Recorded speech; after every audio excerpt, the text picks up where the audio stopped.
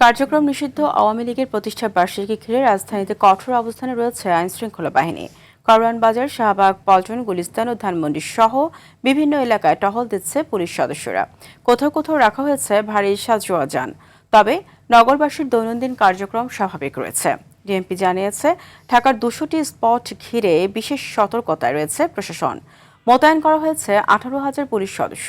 এদিকে সকালে ধানমন্ডি ৩২ নম্বরে নিষিদ্ধ আওয়ামী লীগ প্রতিহতের কর্মসূচি থেকে গণমাধ্যম কর্মীদের উপর হামলার ঘটনা ঘটেছে। সাংবাদিকদের দাবি, হামলাকারীরা জামায়াতে ইসলামের স্থানীয় নেতাকর্মী ছিলেন।